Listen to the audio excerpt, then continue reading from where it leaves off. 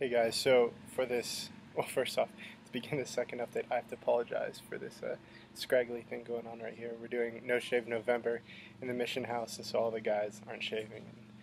Obviously, I'm not endowed with a great gift of facial hair, but I figured for the sake of community, it would be fun anyways. That goes as well for my matted hair up there. I've been too lazy to go get a haircut.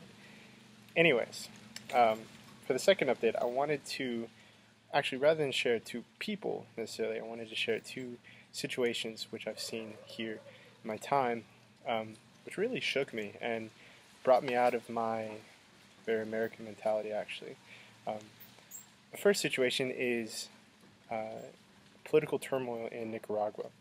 I don't know how much you know what's going on there. I didn't know anything before coming down here. But the government there has just basically changed the elections cycle, in which allowing the president to be reelected without any foreseeable end, so basically making him a dictator. As well, they're starting to suppress free speech, and particularly beginning persecution of the church. And so the Nicaraguans are fiery people, and they take to the streets, and it's very dangerous there.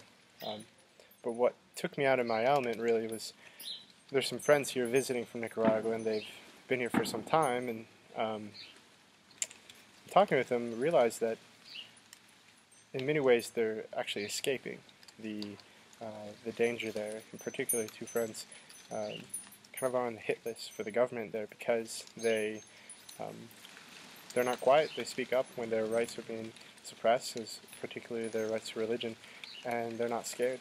And so, because of that, the government's after them. And I was really taken on my own when I realized that, because I haven't seen that type of persecution in the streets. These men saw their friends die on the streets at the hands of their government, and it made me realize how much I need to open up my eyes really to the rest of the world and true political turmoil in the rest of the world. And I know America's got our own problems, but yeah, there's a whole lot of world out there. The second thing, in a similar note, is actually that caravan that was on its way to America. Last number I saw was almost 7,000 to 8,000 people, starting here in Honduras, actually. Now, I don't know anybody personally that went in the caravan, but I do know people whose family members. Just the other day, one of the young men that we work with in our young men's group, somebody that his older brother went, just out of pure desperation, because there really is no work here, and it's becoming increasingly more expensive for the poor to live here. And a large part of that is because of the president of this own country, which in many ways is already a dictator as well, being that he keeps re-electing himself to office. And then he starts hiking up the taxes, and we're facing that as we have to face those taxes as well. But thanks be God, we have the money, but there's so many people in this country, so many, vast majority, that can't pay that. Now, I'm not making a political statement about receiving immigrants or the American policy on that. What I'm saying, for the first time, I realize the other side of that.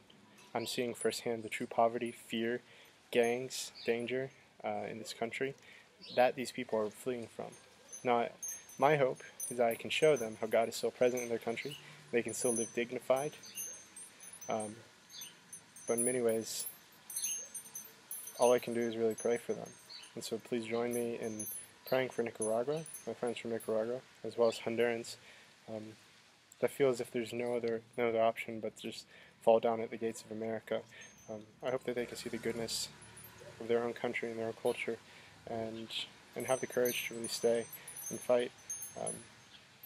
But if I can encourage you, just the way that I was called out of my element, to be able to see the other side for these truly humans, good humans, but suffering at the same time, and pray for them just with me. Thank you.